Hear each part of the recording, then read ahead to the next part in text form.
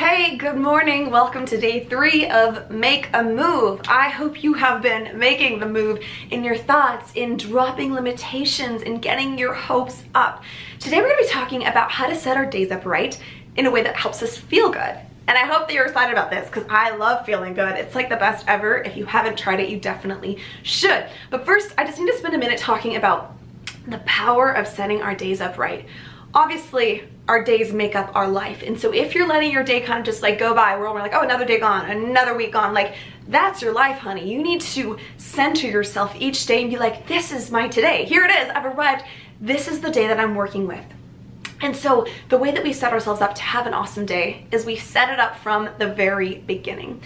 The way that you do this is you get up early and you spend time getting happy. That's how it works. I know it's not super glamorous or fun, but let me tell you, I've been doing it for so long and now it's like my favorite part of my day. It's something I look forward to. It gets me out of bed. I love getting up, sitting with my journal, sitting with my computer and getting myself in the right headspace because it's like all the light goes off in my head and I end up feeling so buzzing, so jazzed. It's like I can't wait to start the actual day. This is on days that I actually do it. Some days I skip it and then my days just kind of like happen to me instead of me happening to my day. And I look back and I'm like, what did I even do today? I don't know, I was just in a fog all day. The way that you cut through the fog is you decide on purpose what kind of day you're going to be creating. You need to do that at the beginning of the day. If you kind of wait to have like your me time towards the end of the day, I don't think it's quite as useful because then you're gonna go to sleep and then it's gonna kind of like reset as you sleep overnight. Then you're gonna wake up with kind of a fresh slate, and if you're not intentionally programming that fresh slate with what you want to be thinking about that day, it's really a missed opportunity. So those of you out there who are like me, who are maximizers, who want to like get the most bang for your buck out of your life, you need to be getting up as early as it takes for you to have at least 10 minutes, maybe 30 minutes, I mean an hour. If you can afford it, like I would do this for hours if I could. Like if you could afford the time to just sit with your own soul and get yourself into a peak state of mind. Okay, so you already know that our thoughts create our feelings. However, we don't have to come up with all those thoughts on our own. We get to cheat and let other people spoon feed us awesome, powerful thoughts. And that's what we're doing with these videos, right? I'm just speaking all this goodness and life and energy and new thoughts into you to kind of get your brain buzzing. We're essentially like doing this work together. That way you don't have to be doing it all by yourself. And eventually you'll be able to get to the point where you maybe don't need as much of that fresh, inspiration always coming in. But I don't know, like I need that inspiration all the time. I need outside people smarter than me, people who have it figured out to tell me what kind of thoughts to be thinking that day. So that means that I listen to podcasts, I read inspiring books, I go into YouTube and find TED Talks and other inspirational talks. I follow people on Instagram who are smart, who I'm like, yes, I love your vibe. I love what you're offering. I want to see more of that. And I go read their blogs and it gets me into the right headspace. And it might seem overly simple to like, go read something, honey, go listen to something, but that's what it takes. And if you're starting your morning watching the news or like reading the newspaper or listening to just, or like whatever, watching South Park, like that's such a wasted opportunity. Like it drives me crazy. What you could be doing instead is programming yourself, setting yourself up for success. Okay, so let's talk about choosing to feel good.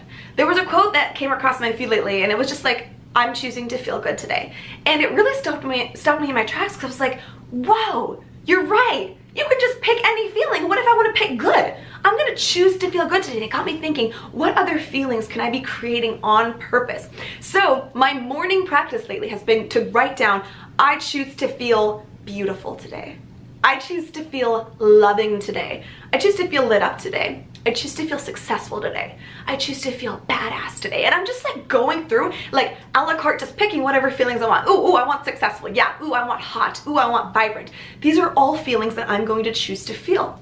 This is so empowering because you realize that you're the creator of your feelings. Your feelings don't just come on you. And I think that's a common misconception. Sometimes we act like victims of our day and we're like, I'm just not feeling it today. I'm just foggy today. I'm just not lit up today. Don't blame that on the day. There's nothing wrong with today. Blame that. Well, don't blame it because you want to be loving, but attribute it. Take responsibility for it, that your thoughts are creating those feelings. And so you need to trace it back and be like, what kind of thoughts have I been thinking to create this? And a lot of times with me, if I'm not feeling good, it's because I'm dreading something that's happening later in the day, or I'm still holding on to something that was kind of rough for me yesterday, right? We need to reset every morning. And really quick on the topic of dread, this is so good I have to share this with you. If you're looking at your day and you're dreading it, you can change that. So if you hate the job that you're in or the relationship that you're in, or there's something that you're doing on a regular basis that's just like, oh, so heavy, you can drop that. That is available to you. People have figured it out. You can get creative and get a different job. Like, that is an option for you. But another mental hack that might be super helpful, and I share this in my book, Turn Your Pain into Art, is when I'm looking at my day, a really great exercise I love to do is to just, first of all, journal it out like it's gonna be the worst day ever. Like, I just like take everything to the worst extreme possible. Like, oh my God, I have to see this person and they're so annoying. Oh my God, that ride to that thing is gonna be so boring. Dude, I have to do that stupid email and I hate blah, blah, blah. And just like catastrophizing the day. All that stuff is inside of you anyway, so you might as well get it out. And once I've got that like worst case scenario down, not like avalanches and like the apocalypse, but just like realistically, like, this is why today is gonna suck. Once I've got that down, it's like on paper and out of my brain, then I have all the wisdom and balance and perspective I need to go in the opposite direction. And I go through and I just romanticize the hell out of it. So instead of catastrophizing it, I'm romanticizing it. And I'm like, oh my God, that drive could be the perfect time to listen to this podcast. Oh my God, I'm so excited about it. Like just act like you're like Miss Sunshine, so excited, and like put love into it and see it in a different way. Then you have the total contrast. You can be like, this is the same day planned out. It can be like this, or it can be like this. Pick this one. Okay, so your exercise for today is to design a morning routine to try out. This doesn't have to be your routine forever. It's just something that you're gonna try and see if you like. So a few suggestions for you is to maybe set a time. So if you say, okay, I'm gonna give myself 20 minutes, that means I'm gonna wake up at 6:20 tomorrow and I'm gonna have that extra 20 minutes.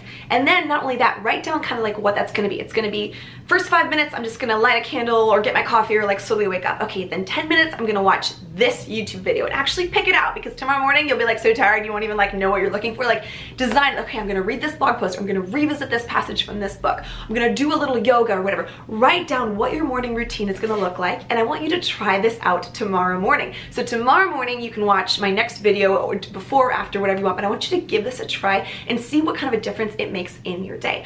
Or if you're watching this in your morning and you're feeling inspired to try a morning practice for yourself, do it this morning. Or if you've gotten some new ideas for maybe how you can switch things up, if you like do some morning stuff but it's kind of gotten stale and you're bored, then it's not working for you. If it's not working for you, switch it up. But the moral of the story is your life counts, and your life is made up of days. And if you're not setting your day up for awesomeness, you need to start doing that. So I'm so excited to share this with you. I cannot wait to see how your morning practice changes your whole life.